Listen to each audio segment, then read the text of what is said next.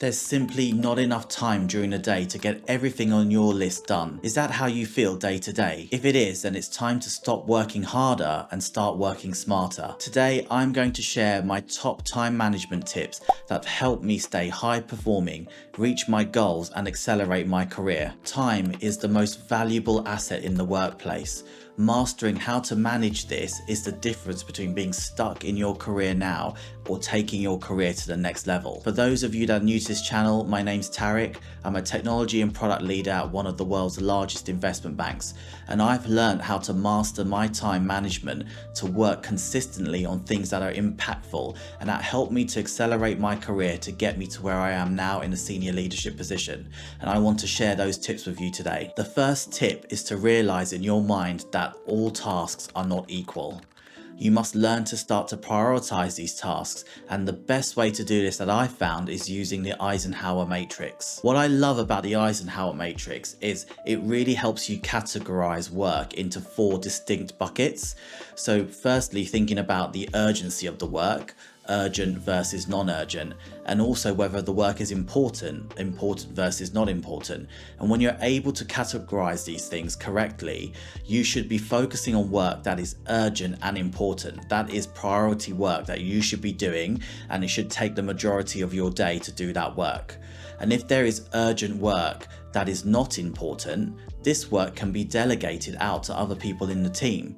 If you aren't in a position to delegate work out, you can have that conversation with your line manager or with your peers in your team to say, I'm focused on this priority work, which is beneficial for the entire team, the urgent and important work, and therefore the urgent work that isn't as important can be delegated to someone else. And that is a good justification to do that. And your line manager should support you in that conversation as well. If you have the authority to delegate, then by all means delegate work that is urgent but not as important. The work you shouldn't be doing on the Eisenhower matrix is effectively the work that is not important and is not urgent. This is work ideally you should not even embark on doing, but if you're in the workplace and it's quite political, this work has been asked for, then the best way to manage this is to deprioritize it. Effectively keep it on your backlog of work that you need to do, but just keep prioritizing it down the chain, effectively keeping it at the bottom, so it remains there. It's not that you're dismissing it, but effectively it's work that you don't really need to do.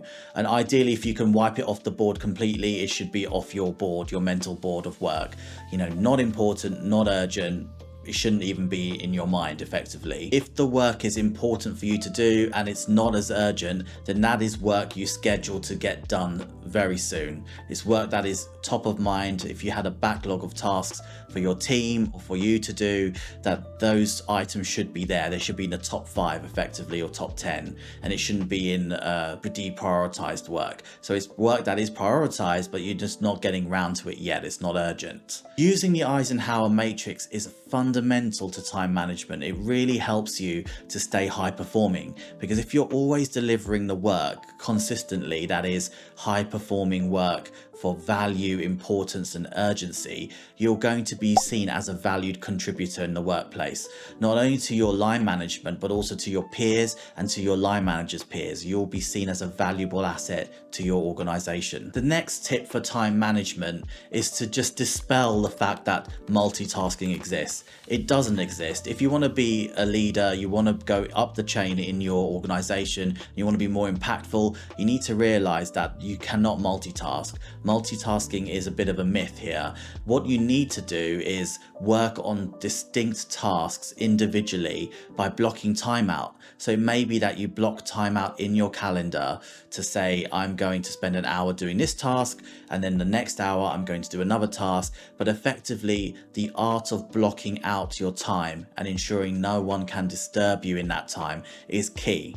And for me, what that looks like day to day is I will block my calendar out. I'll block out time which is for me to do concrete work and work on those urgent and important tasks. If I can't block the time out effectively, I'll make sure even on chat tools and things like that. So if you use Microsoft Teams or Slack or any of those sort of communication tools, set your status to do not disturb. Make sure people are aware that they cannot contact you or you are not going to be respondent to individuals, and get that work done. Now, you have to balance this during a day between having communication with the right people and making sure you're in the right meetings, but not every meeting needs to be attended and not every meeting needs you to have an opinion on as well.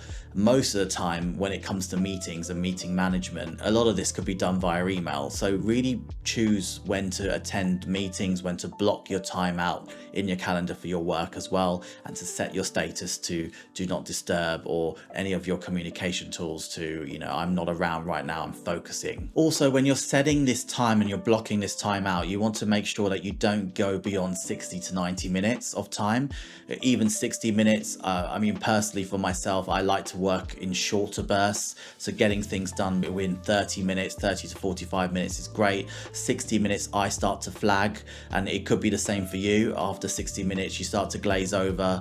But if you can do concrete work in 60 minutes, that's great. But for myself particularly, I know that that's something I can't do. So I know my limits are around sort of 45 minutes. I'll have chunks of time where I'm doing 30 to 45 minutes of pure solid work that needs to get done. And if you're finding work is coming in at a fast pace, you're getting asked for things left, right and center, start working out the things that you can do quickly without even thinking about it. These are kind of low effort in your brain, sort of the 2-minute rule effectively is what it's called, where if you can do the task in 2 minutes, then get it done. If it's just replying to an email, then reply to the email right there and then, because over time these small things that you could have done that would have taken you 2 minutes to do, they stack up, and then you end up with an hour's worth of all of these things that you needed to do, and it becomes a real slog at the end of the day to get these done, and they spill over the week, and then you start getting chased. And you do not want to be in a situation where you're being chased regularly.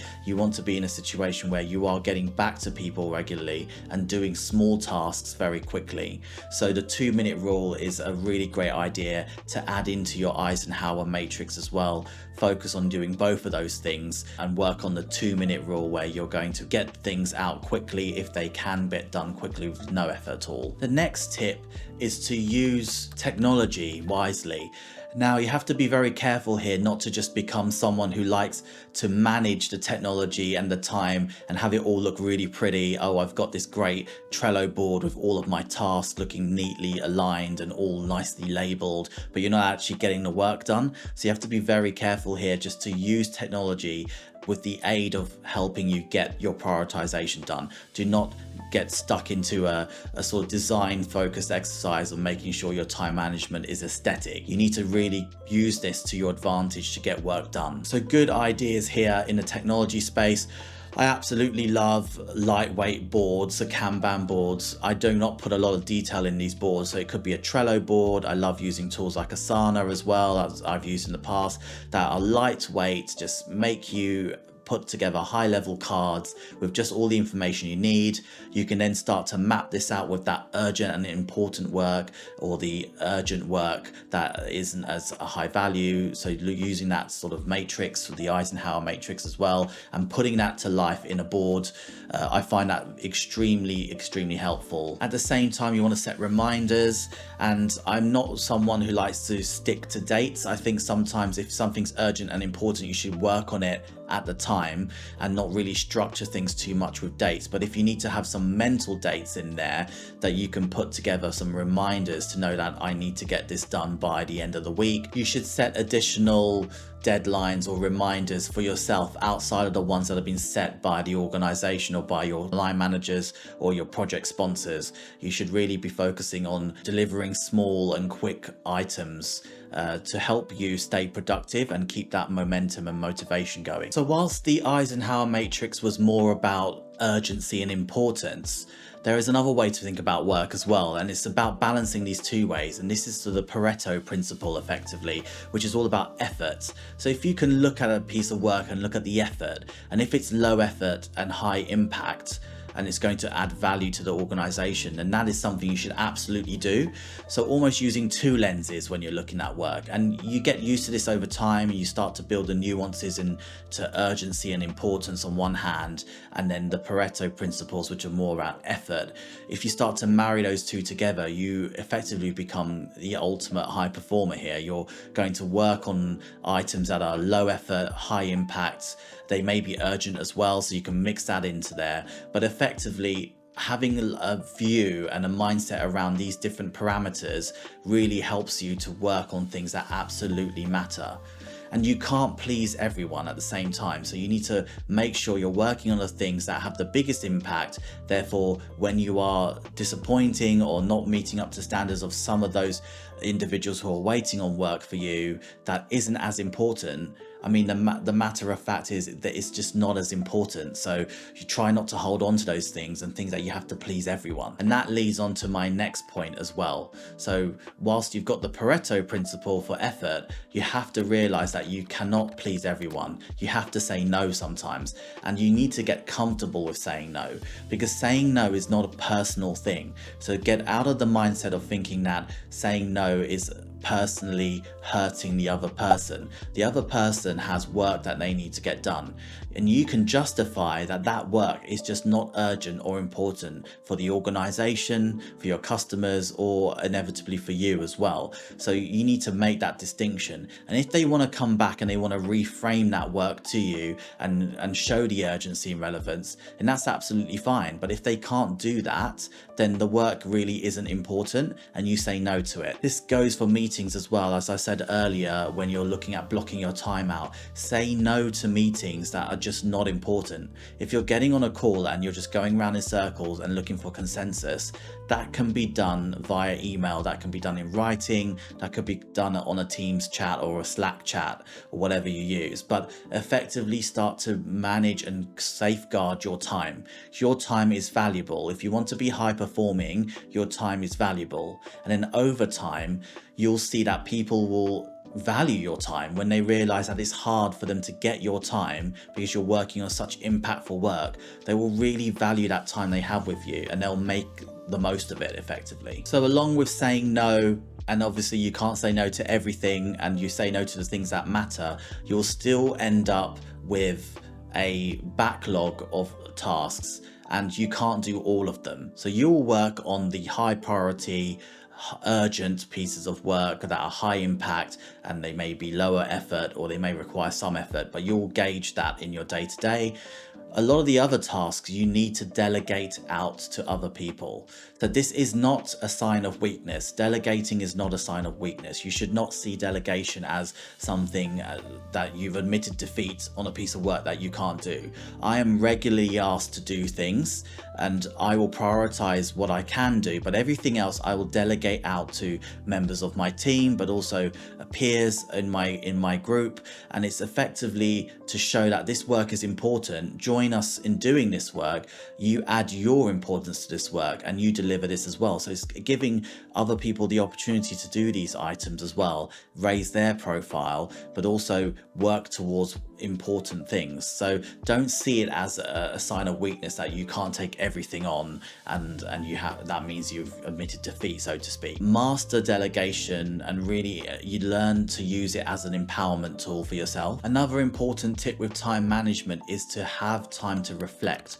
Always have time to reflect. For me, it's daily. Some people like to do it weekly, but I like to, at the end of the day, reflect on what I've done that day, what I've got to do tomorrow, and that time to reflect on, have I done the right things today? Could I have done things differently? Maybe I made some bad judgment calls in terms of time management, or maybe I didn't prioritize the right things. But it's good to have some time to yourself to think about these things and map out what you're going to do tomorrow. Not only does that help you sleep better at night, knowing that you've got a plan for the next day and you've got that structured approach in your head, but it helps you to refine your time management skills. Remember, in the workplace, it's not always linear. Things come left of field. There's always curveballs, and that will make you assess your time management and reflect on what are your priorities. So get in the habit of regular reflection on these priorities. And above all, equally important in your time management is leaving space for creativity,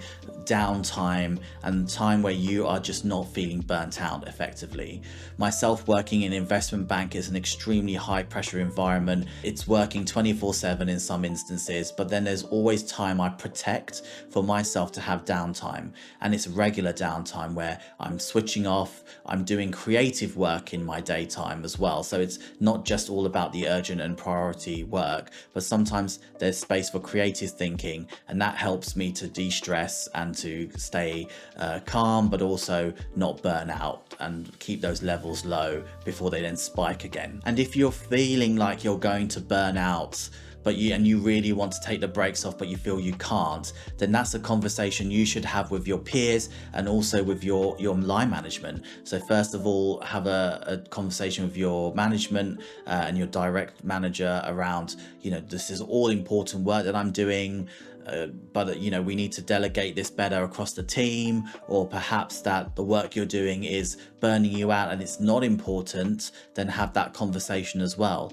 But if you're feeling like you can't have that conversation, then that's a different matter. That means there's something that you need to think about, your own career growth here. But from a time management perspective, do not let yourself burn out. Try to protect yourself regularly. Do not go long periods of time for weeks where you are working at this high impact level. There needs to be, even on a daily basis, some downtime in your day, and that will help you set the levels balanced throughout your week. So as you can see from this video, there's a real connection between how you manage your time and productivity, and therefore performance. So I'm hoping that you've got to the end of this video, you understand that time management really impacts your performance, and that helps you to be high performing, and equally in turn that helps you be a valuable asset to your organization, and that can only lead to opening more doors for you at work, and not just in your current organization, but it makes you more attractive in the industry you're in as well. Mastering this time management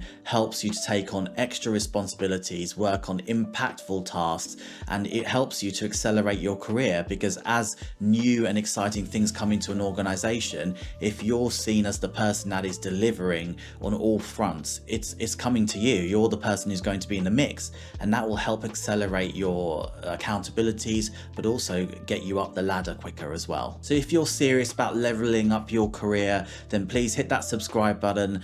Try and join me on all of my other videos where we talk about all the aspects of career skills and leadership that you need to help become the person you are meant to be and the high performing person you are meant to be. I'm all about high performance, developing your leadership skills, and really helping you achieve the most out of your career and getting you to goals that you are yet to achieve. Check out my playlist on becoming a manager, going into leadership, as well as some of my other videos that focus on communication skills and really helping yourself to be visible in the workplace.